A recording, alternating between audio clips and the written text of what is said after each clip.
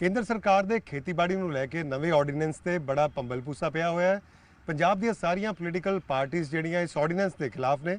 ਮੇਰੇ ਨਾਲ ਕਾਂਗਰਸ ਦੇ ਪ੍ਰੈਜ਼ੀਡੈਂਟ ਸੁਨੀਲ ਜਾਖੜ ਨੇ, ਉਹਨਾਂ ਦਾ ਕੀ ਸਟੈਂਡ ਹੈ। ਅਸੀਂ ਦੇਖਿਆ ਉਹਨਾਂ ਨੇ ਧਰਨੇ ਪ੍ਰਦਰਸ਼ਨ ਸ਼ੁਰੂ ਕਰਤੇ ਔਰ ਆਖਰ ਇਹ ਕਿਸਾਨਾਂ ਦੇ ਅਗੇਂਸਟ ਕਿਉਂ ਹੈ, ਇਸ ਬਾਰੇ ਅਸੀਂ ਜਾਖੜ ਸਾਹਿਬ ਨਾਲ ਗੱਲ ਕਰਾਂਗੇ। ਜਾਖੜ ਸਾਹਿਬ, ਹਰ ਰੋਜ਼ ਇੱਕ ਨਵਾਂ ਬਿਆਨ ਆ ਰਿਹਾ ਹੈ ਕਿ ਜਿਹੜਾ ਆਰਡੀਨੈਂਸ ਹੈ ਉਹ ਕਿਸਾਨਾਂ ਦੇ ਖਿਲਾਫ ਹੈ, ਲੇਕਿਨ ਐਗਰੀਕਲਚਰ ਮਿਨਿਸਟਰ ਜਿਹੜੇ ਹੈ ਨਰਿੰਦਰ ਸਿੰਘ ਤੋਮਰ, ਉਹ ਬਾਰ-ਬਾਰ ਇਹ ਬਿਆਨ ਦੇ ਰਹੇ ਨੇ ਕਿ ਕਿਸਾਨਾਂ ਲਈ ਇਹ ਬਹੁਤ ਵੱਡਾ ਇੱਕ ਕ੍ਰਾਂਤੀਕਾਰੀ ਸਟੈਪ ਅਸੀਂ ਲਿਆ ਹੈ। ਤੁਹਾਨੂੰ ਕੀ ਲੱਗਦਾ ਕਿਵੇਂ ਕਿਸਾਨਾਂ ਲਈ ਇਹ ਜਿਹੜਾ ਖਰਾਬ ਸਟੈਪ ਮੰਨਿਆ ਜਾ ਸਕਦਾ? ਸਭ ਤੋਂ ਪਹਿਲਾਂ ਤਾਂ ਜਗਦੀਪ ਜੀ ਧੰਨਵਾਦ। ਤੁਸੀਂ ਇੱਕ ਬਹੁਤ ਹੀ ਅਹਿਮ ਮੁੱਦੇ ਦੇ ਉੱਤੇ ਆ ਜਿਹੜੀ ਬਹਿਸ ਚੱਲ ਰਹੀ ਹੈ ਤੁਹਾਡੇ ਚੈਨਲ ਤੇ ਕਈ ਦਿਨਾਂ ਤੋਂ, ਲੋਕਾਂ ਨੂੰ ਇਸ ਵਾਸਤੇ ਜਾਣੂ ਕਰਵਾਉਣ ਵਾਸਤੇ। ਜਿਹੜੇ ਲੋਕ ਜਿਨ੍ਹਾਂ ਨੇ ਇੰਨੇ ਸਾਲ ਪੰਜਾਬ ਦੇ ਅੰਦਰ ਸੱਤਾ ਦਾ ਸੁੱਖ ਭੋਗਿਆ, ਸੁੱਖ ਮਾਨਿਆ ਜਿਹਨਾਂ ਨੇ, ਉਹਨਾਂ ਨੂੰ ਤਾਂ ਬਿਲਕੁਲ ਕਲੀਅਰ ਹੈ ਉਹ ਜਾਣ-ਬੂਝ ਕੇ ਅਣਜਾਣ ਬਣ ਰਹੇ ਹੈ। ਪਰ ਕਿਸਾਨਾਂ ਨੂੰ ਇਸ ਗੱਲ ਦੀ ਜਾਣਕਾਰੀ, ਕਿਸਾਨਾਂ ਦੇ ਨਾਲ ਵਪਾਰੀਆਂ ਨੂੰ, ਆੜ੍ਹਤੀਆਂ ਨੂੰ, ਮਜ਼ਦੂਰਾਂ ਨੂੰ, ਇਹ ਸਾਡਾ ਜਿਹੜਾ ਛੋਟੇ ਵਪਾਰੀ ਵੀ ਹੈ, ਛੋਟੇ ਦੁਕਾਨਦਾਰ ਹੈ, ਉਹਨਾਂ ਤੇ ਵੀ ਇਹਦਾ ਬਹੁਤ ਹੀ ਡੂੰਘਾ ਪ੍ਰਭਾਵ ਤੇ ਮਾੜਾ ਪ੍ਰਭਾਵ ਪੈਣ ਵਾਲਾ। ਇਸ ਕਰਕੇ ਉਹਨਾਂ ਦਾ ਜਾਣੂ ਹੋਣਾ ਜ਼ਰੂਰੀ ਹੈ। ਸੁਨੀਲ ਜਾਖੜ ਕੀ ਕਹਿੰਦਾ ਕੋਈ ਇਹਦਾ ਅਹਿਮੀਅਤ ਨਹੀਂ, ਪਰ ਉਹ ਖੁਦ ਇਸ ਸਾਰੇ ਨੂੰ, ਜਿਹਨੂੰ ਮੈਂ ਕਾਲਾ ਕਾਨੂੰਨ ਕਹਿਣਾ ਸਾਹਿਬ, ਮੈਂ ਬਣਾਵਟੀ ਗੱਲ ਨਹੀਂ ਕਰ ਰਿਹਾ, ਕਿਉਂਕਿ ਬੜਾ ਇੱਕ ਗੰਭੀਰ ਜਿਹੜਾ ਇੱਕ ਮੰਦਭਾਗਾ ਕਦਮ ਕੇਂਦਰ ਸਰਕਾਰ ਨੇ ਚੱਕਿਆ ਹੈ। ਖੇਤੀ ਦਾ ਵਪਾਰੀਕਰਨ ਇਹਨੂੰ ਸਮਝ ਲਓ ਵੀ ਖੇਤੀ ਹੁਣ ਖੇਤੀ ਨਹੀਂ ਰਹਿਣੀ ਸਾਡੇ ਵਾਸਤੇ। ਖੇਤੀ ਕੋਈ ਰੁਜ਼ਗਾਰ ਦਾ ਧੰਦਾ ਨਹੀਂ, ਸਾਡੇ ਵਾਸਤੇ ਇੱਕ ਜੀਵਨ ਸ਼ੈਲੀ ਹੈ, is a way of life. ਕਿਉਂਕਿ ਸਾਡੇ ਜਿਹੜੇ ਸਭ ਤੋਂ ਪਹਿਲਾਂ ਕਹਿੰਦੇ ਉੱਤਮ ਖੇਤੀ, ਮੱਧਮ ਚਾਕਰੀ ਤੇ ਜਿਹੜੀ ਪੁਰਾਣੇ ਆਪਣੇ ਕਹਾਵਤਾਂ ਹੈ, ਉਹਨੂੰ ਦੇਖਦੇ ਅੱਜ ਉਹਦੇ ਉੱਤੇ ਬਹੁਤ ਵੱਡਾ ਇਹਨਾਂ ਨੇ ਚੋਟ ਕੀਤੀ ਹੈ। 2014 ਦੇ ਅੰਦਰ ਬੀਜੇਪੀ ਸਰਕਾਰ ਜਦੋਂ ਬਣੀ ਹੈ, ਮੋਦੀ ਸਾਹਿਬ ਨੇ ਸਭ ਤੋਂ ਪਹਿਲਾਂ ਜਿਹੜਾ ਕੰਮ ਕੀਤਾ, ਇਹਨਾਂ ਦੇ ਹਿਮਾਚਲ ਪ੍ਰਦੇਸ਼ ਦੇ ਜਿਹੜੇ ਫਾਰਮਰ ਚੀਫ ਮਿਨਿਸਟਰ ਹੈ ਸ਼੍ਰੀ ਸ਼ਾਂਤਾ Kumar ji, one of the senior most BJP ਜਿਹੜੇ ਲੀਡਰ ਹੈਗੇ, ਉਹਨਾਂ ਦੀ ਕਮੇਟੀ ਬਣਾਈ ਸੀ। ਉਸ ਕਮੇਟੀ ਦੀ ਜਿਹੜੀ ਫਾਈਂਡਿੰਗਸ ਹੈ, ਜਿਹੜੀ ਉਹਨਾਂ ਨੇ ਉਹਦਾ ਨਿਚੋੜ ਕੱਢਿਆ, 3 ਉਹਨਾਂ ਦੀ ਫਾਈਂਡਿੰਗ ਸੀਗੀਆਂ ਜਿਹੜੇ ਉਹਨਾਂ ਨੇ ਕਿਹਾ ਵੀ ਇਹ 3 ਕੰਮ guiding principals of BJP state policy ਮੰਨ ਲਓ ਤੁਸੀਂ, ਜਿਵੇਂ ਆਪਣੇ ਪ੍ਰੀਐਂਬਲ ਹੈ ਕੌਨਸਟੀਟਿਊਸ਼ਨ ਦਾ। ਬੀਜੇਪੀ ਦਾ ਜਿਹੜਾ ਇਸ ਖੇਤੀਬਾੜੀ ਨੂੰ ਲੈ ਕੇ ਉਹਨਾਂ ਦੀ ਪਾਲਿਸੀਜ਼ ਜਿਹੜੀਆਂ ਸੀਗੀਆਂ, 3 ਉਹਨਾਂ ਨੇ ਕਿਹਾ। ਇੱਕ ਤਾਂ ਉਹਨਾਂ ਨੇ ਕਿਹਾ FCI ਖਤਮ ਕਰਨੀ ਚਾਹੀਦੀ ਹੈ। ਦੂਜਾ ਸ਼ਾਂਤਾ ਕੁਮਾਰ ਜੀ ਦੀ ਕਮੇਟੀ ਨੇ ਕਿਹਾ ਜਿਹੜੀ MSP ਤੇ ਸਰਕਾਰ ਪਰਚੇਜ਼ ਕਰਦੀ ਹੈ, ਸਰਕਾਰੀ ਖਰੀਦ MSP ਕੀਮਤ ਤੇ ਖਤਮ ਕਰਨੀ ਚਾਹੀਦੀ ਹੈ। ਤੀਜਾ ਉਹਨਾਂ ਨੇ ਕਿਹਾ ਜਿਹੜਾ PDS ਸਿਸਟਮ, ਜਿਹਦੇ ਰਾਹੀਂ 67% ਹਿੰਦੁਸਤਾਨ ਦੇ ਲੋਕਾਂ ਨੂੰ ਜਿਹੜਾ 2 ਰੁਪਏ ਕਿਲੋ ਕਣਕ ਤੇ 3 ਰੁਪਏ ਕਿਲੋ ਚਾਵਲ ਦੇਈ ਜਾਂਦੇ ਹੈ, ਇਹਨੂੰ 67% ਤੋਂ ਘਟਾ ਕੇ 40% ਤੇ ਲੈ ਕੇ ਆਇਆ ਜਾਵੇ, ਕਿਉਂਕਿ ਇਹ ਬਹੁਤ ਵੱਡਾ ਬੋਝ ਇਹਦੇ 'ਚ ਪੈ ਰਿਹਾ। ਆਹ ਨੀਮ ਰੱਖੀ ਸੀ ਜੀ ਉਹਨਾਂ ਨੇ, ਜਿਹੜੀ ਹੈ ਨਿਉ ਜਿਹੜੀ ਬੰਨੀ ਸੀ ਬੀਜੇਪੀ ਨੇ, ਵੀ ਕਿਸਾਨੀ ਨੂੰ ਕਿਸ ਤਰ੍ਹਾਂ ਉਹਨਾਂ ਨੇ ਅੱਗੇ ਚਲਾਉਣਾ। ਉਸ ਪਾਲਿਸੀ ਨੂੰ ਇੰਪਲੀਮੈਂਟ ਕਰਨ ਵਾਸਤੇ ਇਹ ਤਾਂ ਜਿਹੜਾ ਪਹਿਲਾ ਇਹਨਾਂ ਨੇ ਕਦਮ ਪੱਟਿਆ ਵੀ ਉਹਨੂੰ ਕਿਵੇਂ ਇੰਪਲੀਮੈਂਟ ਕੀਤਾ ਜਾਵੇ। ਇੰਪਲੀਮੈਂਟ ਉਦੋਂ ਕੀਤਾ ਜਾਵੇ ਵੀ ਜੇ FCI ਖਤਮ ਹੋ ਗਈ, ਉਹਦੇ ਬਾਅਦ ਖਰੀਦੂਗਾ ਕੌਣ? ਫਸਲ ਤਾਂ ਪੈਦਾ ਹੋਣੀ ਹੈ, ਫਸਲ ਮੰਡੀਆਂ 'ਚ ਆਊਗੀ, ਖਰੀਦੂਗਾ ਕੌਣ? ਕਿਉਂਕਿ ਜੇ ਸਰਕਾਰੀ ਮੰਡੀ 'ਚ ਲੈ ਕੇ ਉਹ ਆਉਂਦੇ ਹੈ ਤੇ ਸਰਕਾਰੀ ਮੰਡੀ ਦੇ ਅੰਦਰ 8.5% ਅੱਜ ਦੇ ਦਿਨ ਟੈਕਸ ਲੱਗ ਰਿਹਾ। 2.5% ਆੜਤ ਹੈ, 3% ਮੰਡੀ ਟੈਕਸ ਹੈ, 3% ਰੂਰਲ ਡਿਵੈਲਪਮੈਂਟ ਜਿਹੜੇ ਚਾਰਜਿਸ ਹੈ ਉਹਦੇ 'ਤੇ ਲੱਗਦੇ। ਉਹਦੇ ਵਾਸਤੇ ਉਹਨਾਂ ਨੇ ਆਹ ਕਦਮ ਚੱਕਿਆ। ਜਿਹੜਾ ਇਸ 'ਚ ਮੇਨ ਇਸ 3 ਜਿਹੜੇ ਆਰਡੀਨੈਂਸਿਸ ਆਏ ਉਹਦੇ ਵਿੱਚ ਜਿਹੜਾ ਲੈ ਕੇ ਆਏ ਹੈ APMC ਕਹਿ ਰਹੇ ਵੀ ਉਹ ਲੈ ਐਗਰੀਕਲਚਰ ਪ੍ਰੋਡਿਊਸ ਮਾਰਕੀਟਿੰਗ ਜਿਹੜੇ ਕਮੇਟੀਜ਼, ਉਹਦੇ 'ਚ ਬਾਹਰ ਉਹਨੂੰ ਲੈ ਕੇ ਜਾਣਗੇ, ਉੱਥੇ ਵਪਾਰੀ ਉਹਨੂੰ ਖਰੀਦੂਗਾ। ਜਦੋਂ ਆਹ 3 ਆਰਡੀਨੈਂਸਿਸ ਲੈ ਕੇ ਆਏ ਹੈ, ਉਹਨੂੰ ਉਸ ਕੰਟੈਕਸਟ 'ਚ ਦੇਖਣਾ ਪਊਗਾ। ਦੇ ਬਾਅਦ ਬਿਆਨ 3 ਦਿਨਾਂ ਬਾਅਦ ਬਿਆਨ ਆਇਆ ਗਡਕਰੀ ਸਾਹਿਬ ਦਾ।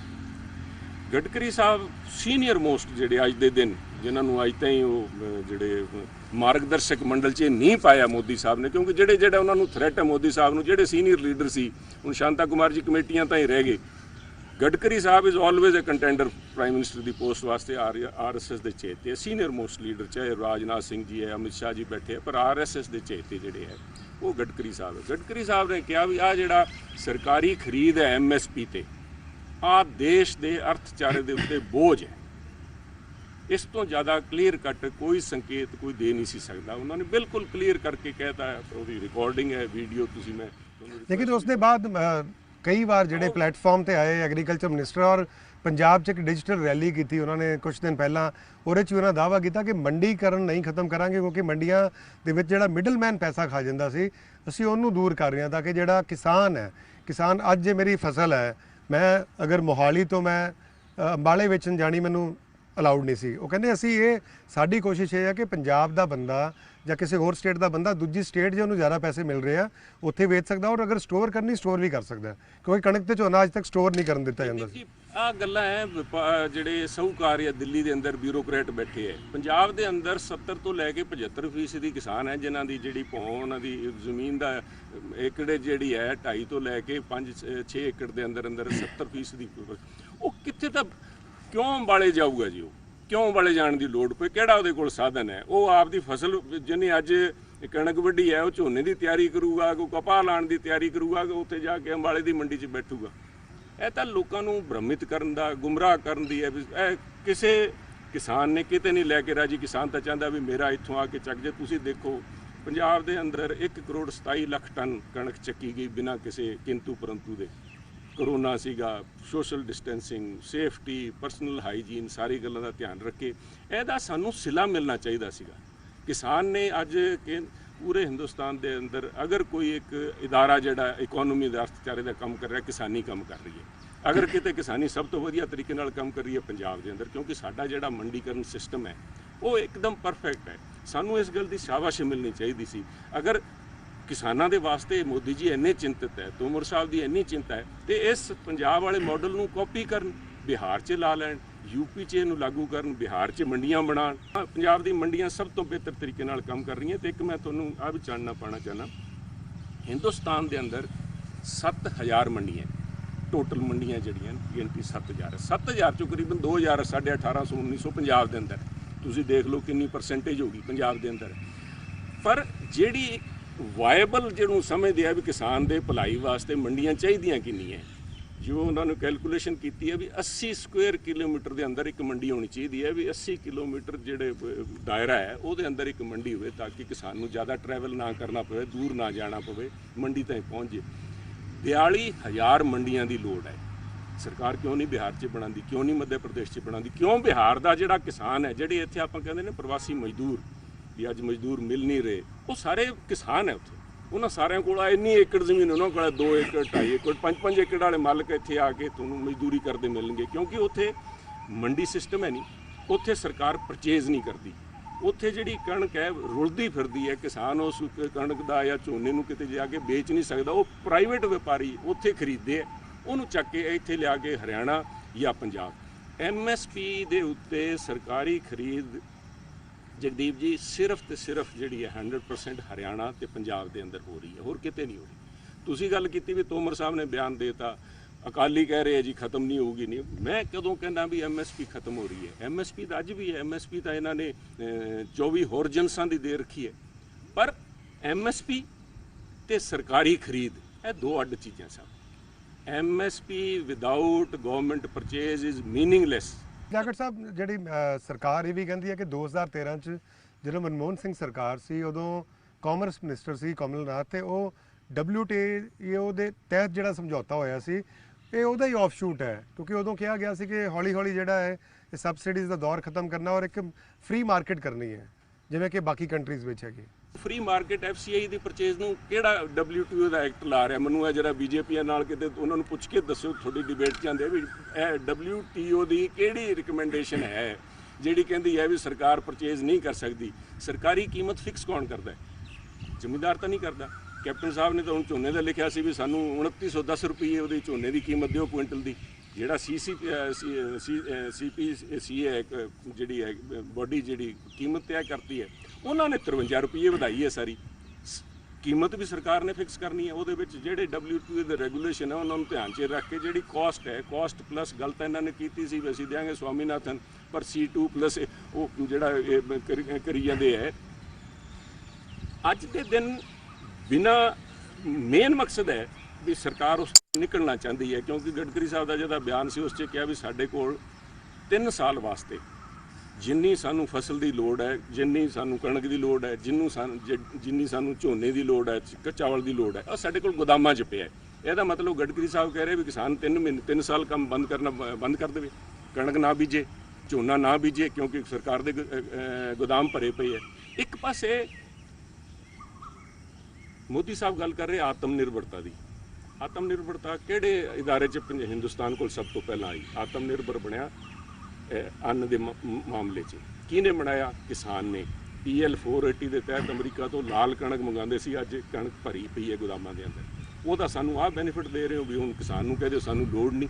ਕਿਸਾਨ ਨੂੰ ਵਰਤ ਕੇ ਅੱਜ ਕਿਸਾਨ ਨੂੰ ਚੱਕ ਕੇ ਚਾਹ ਚੋਂ ਮੱਖੀ ਚੱਕ ਕੇ ਬਾਹਰ ਕਰਦੇ, ਉਸ ਤਰ੍ਹਾਂ ਕਰੀ ਜਾਂਦੇ ਵੀ ਤੁਹਾਡੇ ਤੋਂ ਅਸੀਂ ਖਰੀਦਣੀ ਨਹੀਂ ਸਕ। ਬੇਸਿਕ ਏਜੰਡਾ ਹੈ, ਸਰਕਾਰ ਇਸ ਤੋਂ ਬਾਹਰ ਨਿਕਲਣਾ ਚਾਹੁੰਦੀ ਹੈ। ਤੇ ਆ ਜਿਹੜੇ ਬਾਰ-ਬਾਰ ਤੋਮਰ ਸਾਹਿਬ ਕਹਿ ਰਹੇ ਆ ਵੀ ਬੰਦ ਨਹੀਂ ਹੋਣਾ, ਬਿਲਕੁਲ MSP ਦਾ ਹਰ ਸਾਲ ਰੇਟ ਕੱਢ ਦੇਣਗੇ, ਖਰੀਦੂਗਾ ਕੌਣ? ਆ ਜਿਹੜੇ ਇਹਨਾਂ ਨੇ ਕਿਹਾ ਵੀ ਆ ਜਿਹੜੀ ਸਰਕਾਰੀ ਖਰੀਦ ਬੋਝ ਹੈ ਕਿਸਾਨ ਦੇ ਉੱਤੇ, ਉਹ ਬੋਝ ਦੂਰ ਕਰਨਾ ਚਾਹੁੰਦੀ ਹੈ। ਅੱਜ ਕਿਸਾਨ BJP ਨੂੰ ਬੋਝ ਲੱਗਣ ਲੱਗਿਆ ਕਿਉਂਕਿ ਗੋਦਾਮ ਭਰੇ ਪਏ ਹੈ। ਇਸ ਕਰਕੇ ਕਿਸਾਨ ਮਾਰੂ ਜਿਹੜੀ ਆ ਪਾਲਿਸੀ ਲੈ ਕੇ ਆ ਰਹੇ ਹੈ, ਉਹਦੇ ਵਾਸਤੇ ਸਾਰਿਆਂ ਨੂੰ ਇਕੱਠੇ ਹੋਣ ਦੀ ਲੋੜ ਹੈ। ਇਸ 'ਚ ਇਹ ਵਾਰੀ ਜਿਹੜੀ ਗੱਲ ਕਹਿੰਦੇ, ਮੈਂ ਆਪਣੇ ਆਪ ਹੀ ਉਹ ਕਾਊਂਟਰ ਕੁਐਸਚਨ ਜਿਹੜਾ, ਕਿਉਂਕਿ ਤੁਹਾਡੇ ਡਿਬੇਟ 'ਚ ਮੈਂ ਕਈ ਵਾਰੀ ਸੁਣਿਆ ਜਿਹੜੇ ਉਸ ਦਿਨ ਵੀ ਆਲ ਪਾਰਟੀ ਕੋਈ ਵੀ ਕੁਰਬਾਨੀ ਦੇਣ ਨੂੰ ਤਿਆਰ ਹੈ ਕਹਿੰਦੇ ਵੀ ਪੰਜਾਬ ਵੀ ਐਕਟ ਇਹਨਾਂ ਨੇ ਚੇਂਜ ਕੀਤਾ ਹੈ, APMC ਐਕਟ। ਦੇਖੋ ਅਗਰ ਮੇਰੇ ਤੋਂ ਬਹੁਤ ਬਾਲੇ ਸਿਆਣੇ ਅਕਾਲੀ ਜਿਹੜੇ ਲੀਡਰ ਹੈ, ਸੁਖਬੀਰ ਬਾਦਲ ਜੀ 10 ਸਾਲ ਡਿਪਟੀ ਚੀਫ ਮਿਨਿਸਟਰ ਰਹੇ ਹੈ, ਬਾਹਰੋਂ ਪੜ੍ਹ ਕੇ ਅਮਰੀਕਾ ਤੋਂ, obviously is very intelligent. I don't doubt ਵੀ ਉਹ ਬਹੁਤ ਬੜੇ ਕਾਬਲ ਹੈ। ਬਿਨਾਂ ਉਹ ਕਹਿੰਦੇ ਨਾ ਵੈਸੇ ਵੀ ਡਿਪਟੀ ਚੀਫ ਮਿਨਿਸਟਰ ਜਿਨ੍ਹਾਂ ਦੇ ਘਰ ਦਾਣੇ ਉਹਨਾਂ ਦੇ ਕਮਲੇ ਵੀ ਸਿਆਣੇ, ਬਹੁਤ ਸਿਆਣੇ ਹੈ। ਪਰ ਅੱਜ ਜਾਣਬੁੱਝ ਕੇ ਅਣਜਾਣ ਬਾਰੇ ਉਹਦੇ ਵਿੱਚ ਇੱਕ ਕਲੌਜ਼ ਹੈ ਜਿਹੜੀ ਮੈਂ ਬਾਰ-ਬਾਰ ਉਹਨਾਂ ਨੂੰ ਸਮਝਾ ਰਿਹਾ। ਮੈਂ ਕਿਹਾ ਸੁਖਬੀਰ ਜੀ ਮੰਡੀਆਂ ਤਾਂ ਅਸੀਂ ਬਣਾਤੀਆਂ, ਪਰ ਮੰਡੀਆਂ ਦੇ ਉੱਤੇ ਰੈਗੂਲੇਟਰੀ ਜਿਹੜੀ ਅਥਾਰਟੀ ਹੈ ਉਹ ਪੰਜਾਬ ਸਰਕਾਰ ਹੈ, ਜਿਹੜਾ ਸਾਡਾ ਐਕਟ ਹੈ। ਆ ਜਿਹੜਾ ਐਕਟ ਲੈ ਕੇ ਆਏ ਉਹਦੇ ਵਿੱਚ ਤਾਂ ਕੇਂਦਰ ਸਰਕਾਰ ਨੇ ਕਹਿਤਾ ਵੀ ਜਿਹੜੇ ਬੰਦੇ ਕੋਲ ਪੈਨ ਕਾਰਡ ਹੈ ਉਹ ਵਪਾਰੀ ਬਣ ਕੇ ਮਾਲ ਲੈ ਕੇ ਖਰੀਦ ਕੇ ਬਾਹਰੋਂ ਆ ਕੇ ਬੰਦਾ ਕਿਸਾਨ ਤੋਂ ਮੈਂ ਤੈਨੂੰ 10 ਰੁਪਏ ਫਾਲਤੂ ਕੁਇੰਟਲ ਦਾ ਦੇਣਾ, ਕਿਸਾਨ ਤਾਂ ਵਿਚਾਰਾ 10 ਰੁਪਏ ਵਾਸਤੇ ਮਰ ਜੂਗਾ, ਕਹਿੰਦੇ ਲੈ ਜਾਓ ਮੇਰਾ 10 ਰੁਪਏ। ਬਾਅਦ 'ਚ ਕੌਣ ਰੈਗੂਲੇਟ ਕਰੂਗਾ? ਕੌਣ ਟਰਮਸ ਐਂਡ ਕੰਡੀਸ਼ਨ ਉਹਦੀ ਸਿਕਿਉਰਿਟੀ? ਆ ਜਿਹੜਾ ਸਰਕਾਰ ਲੈ ਕੇ ਕਾਲਾ ਕਾਨੂੰਨ ਲੈ ਕੇ ਆਈ ਹੈ, ਇੱਕ ਕਹਿੰਦੇ ਨੇ to put a lamb in front of the wolves. ਇੱਕ ਭੇਡ ਨੂੰ ਭੇਡੀਆਂ ਦੇ ਸਾਹਮਣੇ ਛੱਡਣ ਵਾਲੀ ਗੱਲ ਹੈ ਵੀ ਉਹਨੂੰ ਲਾਵਾਰਿਸ ਕਰਕੇ ਛੱਡ ਦੋ, ਉਹਦੇ ਬਾਅਦ ਵਪਾਰੀ ਜਾਣ ਤੇ ਕਿਸਾਨ ਜਾਣ, ਨਹੀਂ ਹੋਣ ਦਿਆਂਗੇ ਸਾਹਿਬ। ਜਾਕਰ ਸਾਹਿਬ ਅਸੀਂ ਦੇਖਿਆ ਬਹੁਤ ਸਾਰੇ ਕਿਸਾਨ, ਬਹੁਤ ਸਾਰੇ ਮੇਰੇ ਵਰਗੇ ਕਿਸਾਨ ਜਿਹੜੇ ਹੈ ਸ਼ਹਿਰਾਂ 'ਚ ਆ ਗਏ, ਅਸੀਂ ਜ਼ਮੀਨਾਂ ਠੇਕੇ ਤੇ ਦੇਤੀਆਂ, ਸਾਡੇ ਕੋਲ ਨਾ ਸਾਧਨ ਰਹੇ ਨਾ ਸਾਡੇ ਕੋਲ ਵਕਤ ਰਿਹਾ। ਔਰ ਮੈਂ ਦੇਖਿਆ ਕਿ ਜੇ ਮਾਝੇ 'ਚ ਜਿਹੜਾ ਠੇਕਾ ਹੈ ਉਹ 40-50 ਹਜ਼ਾਰ ਹੈ, ਮਾਲ ਵਿੱਚ 70 ਹਜ਼ਾਰ ਵੀ ਹੁੰਦਾ ਹੈ। ਕੰਟਰੈਕਟ ਫਾਰਮਿੰਗ ਹੈ ਕਿ ਤੁਹਾਨੂੰ ਲੱਗਦਾ ਨਹੀਂ ਕਿ ਬਹੁਤ ਜ਼ਿਆਦਾ ਇੱਕ ਜਿਹੜੀ ਡਿਸਪੈਰਿਟੀ ਹੈ ਉਹ ਖਤਮ ਹੋ ਜਾਏਗੀ, ਔਰ ਹੋਰ ਸਾਇੰਟੀਫਿਕ ਤਰੀਕੇ ਨਾਲ ਜਿਵੇਂ ਸ਼ੈਲਫ ਫਾਰਮਿੰਗ ਦੀ ਗੱਲ ਕਰ ਰਹੇ ਆ, ਨਵੀਂ ਟੈਕਨੀਕਸ ਆਉਣਗੀਆਂ, ਉਹ ਤੁਹਾਨੂੰ ਕਿਵੇਂ ਲੱਗਦਾ ਕਿ ਉਹ ਕਿਸਾਨਾਂ ਦੇ ਅਗੇਂਸਟ ਆਏਗੀ? ਕੰਟਰੈਕਟ ਫਾਰਮਿੰਗ ਦੀ ਜਿਹੜੀ ਗੱਲ ਕਰ ਰਹੇ ਸਭ, ਕੰਟਰੈਕਟ ਫਾਰਮਿੰਗ ਦਾ ਸਭ ਤੋਂ ਵੱਡੀ ਤੇ ਗੱਲ ਹੈ ਵੀ ਬਾਰਗੇਨਿੰਗ ਪਾਵਰ ਕਿਹਦੇ ਹੱਥ 'ਚ ਜਾਊਗੀ? ਯਾਰ ਨੈਚੁਰਲੀ ਮੈਂ ਅੱਜ ਹੀ ਪੇਪਰ 'ਚ ਦੇਖ ਰਿਹਾ ਸੀ, ਗੁਜਰਾਤ ਦਾ ਉਹਨਾਂ ਨੇ ਦਿੱਤਾ, ਪੈਪਸੀ ਨੇ ਕਿਤੇ ਆਪਣਾ ਸੀਡ ਦਿੱਤਾ ਸੀਗਾ ਗੁਜਰਾਤ ਦੇ ਕੁਝ ਫਾਰਮਰਸ ਨੂੰ ਉੱਥੇ ਦੇ ਕੇ। ਉਹਨਾਂ ਨੇ ਜਿਹੜੀ ਉਹ ਫਸਲ ਹੋਈ ਉਹਨਾਂ ਨੇ ਕਿਸੇ ਕੁਆਲਿਟੀ ਬੇਸਿਸ ਤੇ ਪੈਪਸੀ ਨੇ ਉਹਨਾਂ ਤੋਂ ਖਰੀਦੀ ਨਹੀਂ। ਉਹ ਵਿਚਾਰੇ ਕਿਸਾਨਾਂ ਨੇ ਉਹ ਆਪਣਾ ਜਿਹੜਾ ਸੀਗਾ ਆਲੂ ਉਹ ਕਿਤੇ ਮਾਰਕੀਟ 'ਚ ਵੇਚਤਾ। ਹੁਣ ਕਿਸਾਨ ਨੇ ਦੇਖ ਕੇ ਵੀ ਪੈਪਸੀ ਵਾਲਾ ਲੈ ਕੇ ਆਇਆ, ਉਹਨਾਂ ਨੇ ਬੀਜ ਦੇ ਤੌਰ ਤੇ ਇਸਤੇਮਾਲ ਕਰਿਆ। 1-1 ਕਰੋੜ ਰੁਪਏ ਦੇ ਕਲੇਮ ਪਾਏ ਸਭ ਪੈਪਸੀ ਨੇ। ਅਗਰ ਮੈਂ ਗਲਤ ਹਾਂ, ਮੈਂ ਦੇਣਦਾਰ ਹਾਂ। ਅੱਜ ਦੀ ਤੁਸੀਂ ਰਿਪੋਰਟ ਕੱਢ ਕੇ ਦੇਖ ਲਓ ਤਾਂ ਉਸ ਟਾਈਮ ਇਲੈਕਸ਼ਨ ਆ ਗਏ ਸਿਰ ਦੇ ਉੱਤੇ, ਰੌਲਾ ਪੈ ਗਿਆ ਤਾਂ ਉਹਨਾਂ ਨੇ ਪੈਪਸੀ ਨੂੰ ਵਿਡਰਾਅ ਕਰਵਾਏ ਕੇਸਿਸ। ਕਿਸਾਨ ਨੂੰ ਤੁਸੀਂ ਅਦਾਲਤਾਂ ਦੇ ਅੰਦਰ ਇਹਨਾਂ ਕਚਹਿਰੀਆਂ ਦੇ ਵਿੱਚ ਨਾ ਪਾਓ। ਅਗਰ ਕੰਟਰੈਕਟ ਫਾਰਮਿੰਗ, ਸਭ ਤੋਂ ਪਹਿਲਾਂ ਮੈਂ ਕਹਿੰਦਾ ਵੀ ਤੁਸੀਂ ਕੰਟਰੈਕਟ ਫਾਰਮਿੰਗ ਕਰਨ ਤੋਂ ਪਹਿਲਾਂ ਐਗਰੀਮੈਂਟ ਜਿਹੜਾ ਹਰੇਕ ਕਿਸਾਨ ਬੌਂਡ ਕਰਵਾਉਂਦਾ ਆਪਣੇ ਗੰਨੇ ਨੂੰ, ਇਹ ਪ੍ਰਾਈਵੇਟ ਮਿੱਲਾਂ ਦੇ ਅੰਦਰ ਸਾਡੇ ਗੰਨੇ ਦੀ ਪੇਮੈਂਟ ਉਹੀ ਕਰਵਾ ਦਿਓ ਵਾਪਸ। ਕੇਂਦਰ ਸਰਕਾਰ ਨੇ 6 ਸਾਲਾਂ ਤੋਂ ਰੋਜ਼ ਗੀਤ ਗਾ ਦਿੰਦੀ ਹੈ ਵੀ 10,000 ਕਰੋੜ ਰੁਪਏ ਰਿਲੀਜ਼ ਕਰਤੇ ਪੇਮੈਂਟ ਕਰਾਵਾਂਗੇ, ਕਰਵਾਉਂਦੇ ਕਿਉਂ ਨਹੀਂ ਪ੍ਰਾਈਵੇਟ ਮਿੱਲਾਂ ਤੋਂ? ਸਾਡਾ ਵੀ ਜਿਹੜਾ ਸਿਸਟਮ ਹੈ ਇਹਦੇ ਵਿੱਚ ਬਹੁਤ ਸਾਰੀ ਇੰਪਰੂਵਮੈਂਟ ਹੋ ਸਕਦੀਆਂ। ਇੰਪਰੂਵਮੈਂਟ ਕਿਸਾਨ ਦੀ ਬਿਹਤਰੀ ਵਾਸਤੇ ਨਹੀਂ ਵੀ ਤੁਸੀਂ ਸ਼ਾਹੂਕਾਰਾਂ ਦੇ ਹੱਥ ਤੁਸੀਂ ਉਹਨਾਂ ਦੇ ਪੱਲੇ ਕਰਕੇ ਛੱਡ ਦਿਓ, ਕਿਸਾਨ ਉਹਨਾਂ ਦੇ ਮਗਰ ਭੱਜਿਆ ਫਿਰੇ, ਕਿਸਾਨ ਮਜ਼ਦੂਰ ਬਣ ਜੂਗਾ ਸਭ। ਤੁਸੀਂ ਜਿਹੜੇ ਦੀ ਗੱਲ ਕਰ ਰਹੇ ਹੋ ਵੀ ਆ ਕੇ ਚੰਡੀਗੜ੍ਹ ਰਹਿ ਗਏ ਮਗਰ ਠੇਕੇ ਤੇ ਦੇ ਆਨੇ ਆ, ਚੰਦ ਲੋਕ ਹੈ ਸਭ who can afford to do that. ਜਿਹਨੂੰ ਸੋ ਕਾਲਡ ਅਸੀਂ ਹੱਸਦੇ ਸੀ ਜਦੋਂ ਪੜ੍ਹਦੇ ਸੀ ਵੀ ਪ੍ਰੋਗਰੈਸਿਵ ਫਾਰਮਿੰਗ ਦਾ ਮਾਇਨਾ ਜਿਨ੍ਹਾਂ ਨੇ ਜਵਾ ਕੇ ਇੱਥੇ ਚੰਡੀਗੜ੍ਹ ਪੜ੍ਹਾ ਲਏ, ਪੜ੍ਹਨ ਪਾ ਲਏ, ਉਹ ਇੱਥੇ ਆ ਕੇ ਬੈਠੇ ਮਗਰ ਠੇਕੇ ਤੇ ਕੰਮ ਚੱਲੀ ਜਾਂਦਾ। ਨਹੀਂ ਸਭ ਛੋਟੇ ਜਿਹੜੇ ਹੈ ਕਿਸਾਨ ਹੈ, ਉਹਨਾਂ ਨੇ ਆਪਣੀ ਮਜ਼ਦੂਰੀ ਵੀ ਪਾਣੀ, ਉਹੀ ਉਹਨਾਂ ਦਾ ਰੋਜੀ ਰੋਟੀ ਦਾ ਸਾਧਨ ਹੈ, ਉਸ 'ਚ ਉਹਨਾਂ ਨੇ ਆਪਣੀ ਆਮਦਨ ਕੱਢਣੀ, ਉੱਥੇ ਉਹਨਾਂ ਨੇ ਬੱਚੇ ਪਾਲਣੇ ਹੈ। ਇਸ ਕਿਸਮ ਦੀ ਅਮਰੀਕਨ ਜਾਂ ਇਜ਼ਰਾਈਲੀ ਵਾਲਾ ਦਿਖਾ ਕੇ ਵੀ ਆਰ ਨਾਟ ਅਮਰੀਕਾ ਸਾਹਿਬ। ਇੱਕ ਤਾਂ ਗੱਲ ਸੁਣ ਲਓ, India is not America, India is not Israel, ਇੱਥੇ ਦੇ ਸਾਡੇ ਜਿਹੜੇ ਸਾਇੰਟਿਸਟ ਹੈ, ਸਾਡੇ ਜਿਹੜੇ ਕਿਸਾਨ ਹੈ, ਉਹਨਾਂ ਜਥੇਬੰਦੀਆਂ ਨਾਲ ਗੱਲ ਕਰਕੇ ਵੈਸੇ ਵੀ ਦੇਖਿਆ ਸੀ ਅਮਰੀਕਾ 'ਚ 50 ਸਾਲ ਪਹਿਲਾਂ ਮੰਡੀ ਨੂੰ ਫ੍ਰੀ ਕੀਤਾ ਗਿਆ ਸੀ, ਲੇਕਿਨ ਬਹੁਤ ਸਾਰੇ ਕਿਸਾਨ ਜਿਹੜੇ ਆ ਉਹ ਬੈਂਕਰਪਸੀ ਡਿਕਲੇਅਰ ਕਰ ਰਹੇ ਆ। ਅੱਛਾ, ਸਰਕਾਰ ਕਹਿ ਰਹੀ ਹੈ 1 ਲੱਖ ਕਰੋੜ ਰੁਪਇਆ ਜਿਹੜਾ ਅਸੀਂ ਕਿਸਾਨਾਂ ਦੇ ਇਨਫਰਾਸਟ੍ਰਕਚਰ ਲਈ ਖਰਚਾਂਗੇ ਔਰ ਮੱਛੀ ਪਾਲਣ ਜਿਵੇਂ ਹੈ ਉਹਨੂੰ ਅਸੀਂ ਬਹੁਤ ਜ਼ਿਆਦਾ ਪ੍ਰਮੋਟ ਕਰਾਂਗੇ ਔਰ ਇਹੋ ਜਿਹੀ ਬਹੁਤ ਜ਼ਿਆਦਾ ਅਸੀਂ ਹੋਰ ਪਾਲਿਸੀਆਂ ਲਿਆਵਾਂਗੇ, ਕਿਸਾਨ ਦੀ ਆਮਦਨ ਜਿਹੜੀ ਆਪਣੇ ਆਪ ਦੁੱਗਣੀ ਹੋ ਜਾਊਗੀ। देखो इन्होंने तक बहुत कुछ कहा, इन्होंने कहा अच्छे दिन आएंगे, अच्छे दिन भी शायद जेडे चल रहे हैं, बहुत कुछ है। मैं जी गल तुसी कहा भी 1 ਲੱਖ ਕਰੋੜ असी किसानी वास्ते, एक बड़ा मिसनोमर है साहब। एग्रीकल्चर जो लोन एडवांस आ कर रहे हैं कि 2016 के अंदर रिपोर्ट RBI तो किसी ने डेटा मंगया सीगा, उस टाइम 59,000 करोड़ रुपया जोड़ा सीगा एग्रीकल्चर लोन जोड़ा एडवांसिस बैंक, क्योंकि जिन्हें भी नैशनलाइज बैंक है इन्होंने RBI ने मैंडेट कर रखा भी तुम इन्नी परसेंटेज जोड़ा है किसानी वास्ते दोगे। 59,000 करोड़ रुपया जगदीप जी नोटेड अनास जोड़े अकाली साथी आन जो इस गल कहण उन्होंने पुछो 617 फर्मा, 617 के अंदर कई इंडिविजुअल सीगे, कई फर्मा सीगियां, उन्हां दे अंदर 90% जोड़ा यदा 59,000 करोड़ का सीगा सिर्फ 617 हैड के अंदर दिता गया। एक बंदे नूं या एक फर्म नूं एवरेज पैंदी है 95 करोड़ रुपया। वो किसान वास्ते नहीं साहब, किसान ने किहड़ी उत्थे जाके फसल इकट्ठी करनी है, किसान ने किहड़ा कोल्ड स्टोरेज बनाना है, किसान ने किहड़ी ट्रेडिंग करनी है, किसान ने तो उन्होंने तो वह ट्रैक्टर है करजे ते लैके आंदा, वो भी अजकल क्योंकि इन्ना करजा चढ़ी जाता वो भी नवां लिया के बेच दिंदा भी 50,000 रुपये कट के मैनूं दे दिओ। सो ये गल्लां एवरीथिंग जिहड़ा आ क्रांतिकारी है फॉर व्यापारियों वास्ते। व्यापारियों की एंट्री जिहड़ी है ये कर देणगे ते इहनूं बड़े जिहड़ा MSP की मैं बार बार कह रहा this is the main crux है। बाकी तो वो आले दुआले घूम रही हैं जी, जिहड़ा एसेंशियल कमोडिटीज़ एक्ट है, वन इंडिया वन मार्केट है, सब कहानी है। यह तो उन्होंने वास्ते फैसिलिटेशन जिहड़ा बना रखे, it is to facilitate entry of large business houses और ਜਿਹੜੇ ਵੱਡੇ ਇੰਟਰਨੈਸ਼ਨਲ ਕੰਪਨੀਜ਼ ਹੈ ਉਹਨਾਂ ਨੂੰ ਅੰਦਰ ਲੈ ਕੇ ਆਉਣ ਦਾ ਇੱਕ ਇਹਦੇ ਵਿੱਚ ਤੰਤਰ ਹੈ, ਉਸ ਨੂੰ ਖਤਮ ਕਰਨਗੇ। ਉਹਨੂੰ ਅਸੀਂ ਖਤਮ, ਕਿਉਂਕਿ ਪੰਜਾਬ ਨੂੰ ਇਸ ਚਾਰਟ ਤੇ ਲਾ ਕੇ ਜਦੋਂ ਲੋੜ ਸੀ ਪੰਜਾਬ ਹਰਿਆਣੇ ਨੂੰ, ਦਿਸ ਵਾਸ ਟੇਲਰ ਮੇਡ ਪੰਜਾਬ ਵਾਸਤੇ ਵੀ ਪੰਜਾਬ ਦਾ ਕਿਸਾਨ ਹੈ ਜਿਹੜਾ ਦੁਨੀਆ ਆਪਣੇ ਹਿੰਦੁਸਤਾਨ ਦਾ ਢਿੱਡ ਭਰ ਸਕਦਾ ਹੈ, ਉਦੋਂ ਆ ਲਾਗੂ ਕੀਤਾ ਗਿਆ ਸੀ। ਅੱਜ ਜਿਹੜਾ ਸਾਨੂੰ ਇਸਤੇਮਾਲ ਕਰਕੇ ਕਿਸਾਨਾਂ ਨੂੰ ਤੇ ਉਹਨੂੰ ਹਟਣ ਜਾ ਰਹੇ ਹੈ, ਅਸੀਂ ਨਹੀਂ ਕਰਨ ਦਿਆਂਗੇ। ਅੱਛਾ, ਸਾਰੀਆਂ ਪੋਲੀਟੀਕਲ ਪਾਰਟੀਆਂ ਜਿਹੜੀਆਂ ਨੇ ਉਹ ਇਸ ਸਟੈਂਡ ਤੇ ਨੇ ਕਿ ਆਰਡੀਨੈਂਸ ਜਿਹੜਾ ਹੈ ਕਿਸਾਨਾਂ ਦੇ ਵਿਰੁੱਧ ਹੈ।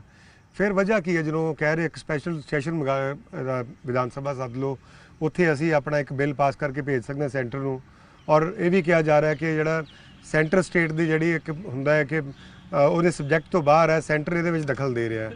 ਲੱਗਦਾ ਨਹੀਂ ਕਿ ਸੈਸ਼ਨ ਬੁਲਾ ਕੇ ਇੱਕ ਆਲ ਪਾਰਟੀ ਮੀਟਿੰਗ ਹੋਵੇ ਔਰ ਉਹਦੇ ਵਿੱਚ ਆਪਣਾ ਵਿਚਾਰ ਕੀਤਾ ਜਾਵੇ? ਆਲ ਪਾਰਟੀ ਮੀਟਿੰਗ ਤਾਂ ਹੋਗੀ, ਉਹਦੇ ਵਿੱਚ ਸਾਰਾ ਸ਼ੀਸ਼ਾ ਹੋ ਗਿਆ ਸਭ। ਉਹੀ ਮੈਂ ਕਹਿ ਰਿਹਾ, ਲੋਕ ਜਿਹੜੇ ਜਾਣ ਬੂਝ ਕੇ ਸਾਰਾ ਕੁਝ ਸਮਝਦੇ, ਮੈਂ ਕਹਿ ਰਿਹਾ ਸੁਖਬੀਰ ਜੀ ਬਹੁਤ ਸਿਆਣੇ ਹੈ, ਸਭ ਕੁਝ ਜਾਣਦੇ, ਪਰ ਉਹਨਾਂ ਦੀ ਮਜਬੂਰੀ ਹੈ ਕੁਰਸੀ। ਉਹ ਕੁਰਸੀ ਕਰਕੇ ਉਹਨਾਂ ਨੇ ਜਦੋਂ ਸੁਖਬੀਰ ਜੀ ਕੁਰਸੀ ਵਾਲਾ ਚਸ਼ਮਾ ਉਤਾਰ ਲੈਣਗੇ, ਇੱਕ ਵਰਡਿੰਗ ਉਹਨਾਂ ਨੂੰ ਪਤਾ ਇਹਦੇ ਵਿੱਚ ਆਰਡੀਨੈਂਸ ਦੇ ਵਿੱਚ ਕੀ ਕਿਸਾਨ ਵਾਸਤੇ ਮਾੜਾ ਹੈ, ਕੀ ਵਪਾਰੀ, ਕਿਉਂਕਿ ਖੁਦ ਦੇਖੋ ਉਹਨਾਂ ਦਾ ਇੱਕ ਬਿਜ਼ਨਸ ਮਾਈਂਡ ਹੈ। ਮੈਂ ਤਾਂ ਉਹਨਾਂ ਨੂੰ ਵਪਾਰੀ ਕਹਿੰਦਾ ਵੀ ਕਿਸਾਨ ਤੋਂ ਉਹ ਵਪਾਰੀ ਜ਼ਿਆਦਾ, ਹਰੇਕ ਗੱਲ ਸਮਝਦੇ ਵੀ ਇਹਦੇ ਵਿੱਚ ਕਿਸਾਨ ਦਾ ਕਿੱਥੇ ਨੁਕਸਾਨ ਹੈ, ਵਪਾਰੀ ਦਾ ਕਿੱਥੇ ਫਾਇਦਾ, ਪਰ ਉਹ ਕੁਰਸੀ ਦੀ ਮਜਬੂਰੀ ਨੂੰ ਲੈ ਕੇ ਉਹਨਾਂ ਦੇ ਅੱਜ ਜੋ ਮਜਬੂਰੀਆਂ ਹੋ ਰਹੀਆਂ ਉਹਦੇ ਕਰਕੇ ਆ ਸਾਰਾ ਕੁਝ ਹੋ ਰਿਹਾ।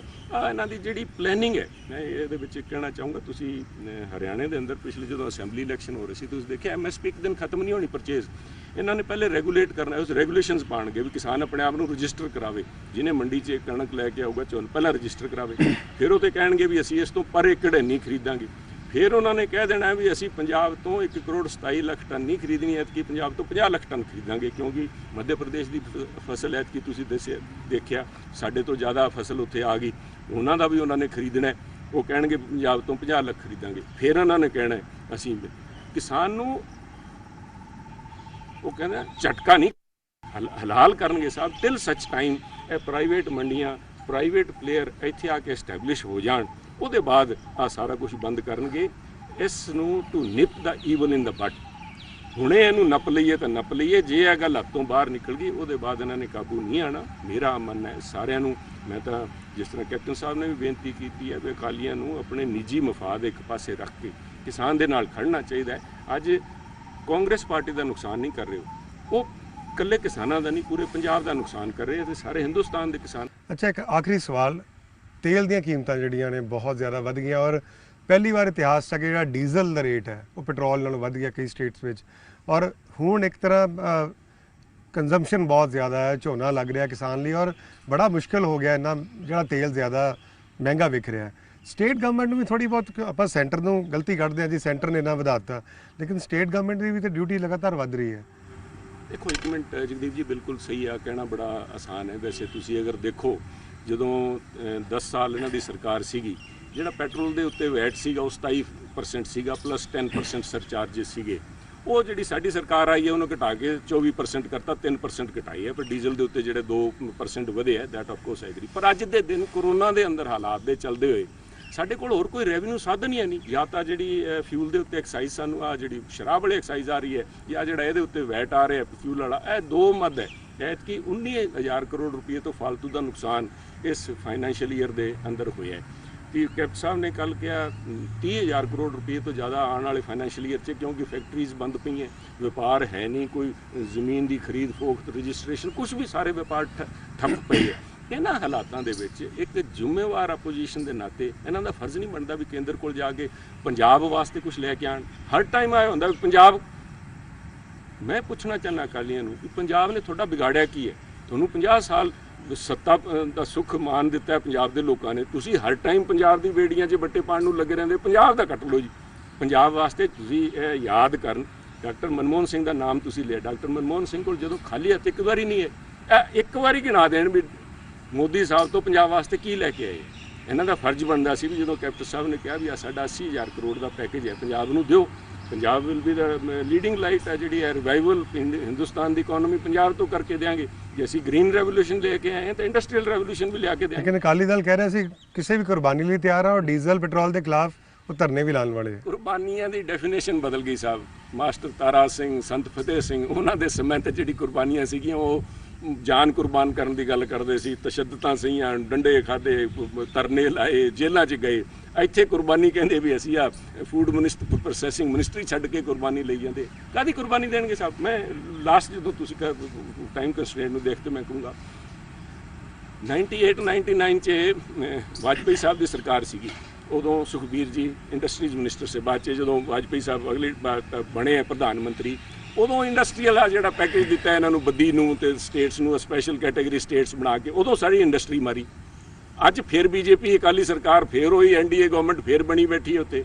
ਅੱਜ ਸਾਡੀ ਕਿਸਾਨੀ ਮਾਰਨ ਨੂੰ ਤੁਰੇ। ਅੱਜ ਉੱਥੇ ਫੂਡ ਪ੍ਰੋਸੈਸਿੰਗ ਮੰਤਰਾਲਾ ਇਹਨਾਂ ਕੋਲ ਹੈ।